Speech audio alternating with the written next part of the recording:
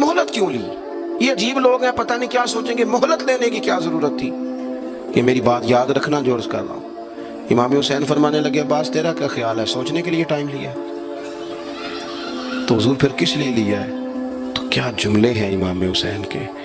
फरमाने लगे, अब्बास तुझे पता है ना, मुझे सजदों से बड़ा प्यार है,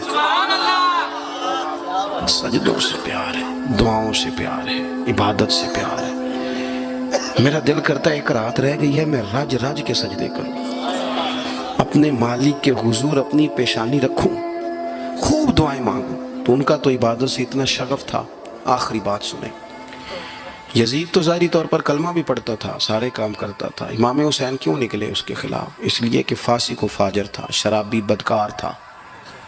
सही बताना, सही।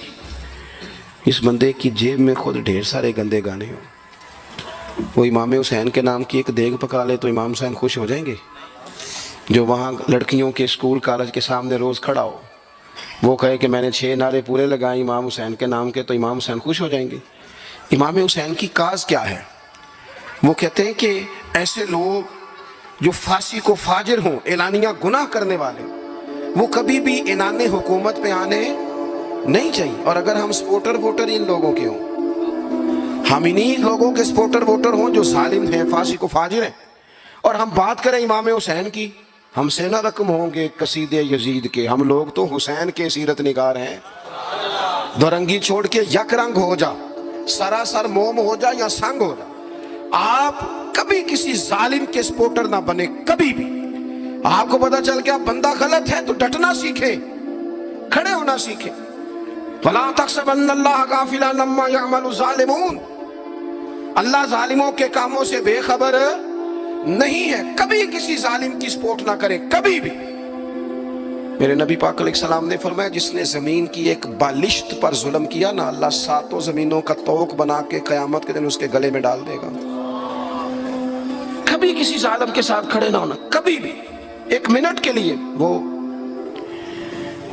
एक दफा ईरान का एक बादशाह था, तो उसने सोचा कि मैं अपने बेटे को ना घुड़सवारी सिखा ली है, तीर अंदाजी सिखाई है, तो मैं ना इसे दीन भी पढ़ाऊं।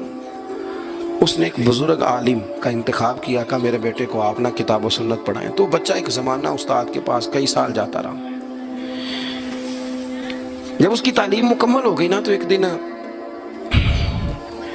फारिग हो गया, जिस तरह हमारे यहाँ चले आमीन होती है या दस्तार होती है, बच्चे की तकमील हो गई। एक दिन वैसे ही उस्ताद साहब ने घर बुलाया, कहा पुत्र मेरे पास आओ। बच्चा चला गया तो उस्ताद साहब ने अंदर से कुंडी लगा ली और बच्चे को काफ़ी सारे थप्पड़ मारे, खैंचा ज़दोकोब किया, मारा। बच्चे ने घर आके वालिद को शिकायत लगाई, तो वालिद कहने लगे, पुत्र तेरे उस्ताद आलिम फाजिल बंदे हैं, ऐसे बिला वजह मारा, मेरी समझ में नहीं आता। माँ को कहा तो अम्मा कहने लगी, पुत्र तेरा बाप कहता तो ठीक है, चलो हालात बदल गए, ज़माना बीत गया, वो बादशाह फौत हो गया, ये बेटा तख्त पे बैठा। अब वो दर्द नहीं जाता था अंदर से कि उस्ताद ने ज्यादती की मेरे साथ। उसने पहला हुक्म ये जारी किया कि मेरे उस्ताद को बुलाओ। उस्ताद बड़े बूढ़े हो गए थे, ज़ईफ थे, छड़ी पे झुके हुए। 2 बंदे लेके आए, उस्ताद जी को खड़ा किया, इस्तकबाल किया, कुर्सी भी दी। कहने लगा, उस्ताद जी नाराज ना होना, मैं बेख्तियार था, आपसे पूछ नहीं सका, आज मैंने पूछने के लिए बुलाया, मेरा कसूर क्या था? उस्ताद साहब ने यूं आंखें खोली, कहने लगे, पुत्र ये जो आज दिन आया ना, इसी दिन के लिए मारा था। ये जो आज दिन आया ना, इसी दिन के लिए तेरी पिटाई की थी। का उस्ताद जी क्यों? कहने लगे, पुत्र कितने को साल हो गए मार खाई को? कहा 13-14 साल हो गए। भूली तो नहीं ना ज्यादती? कहा जी भूली नहीं।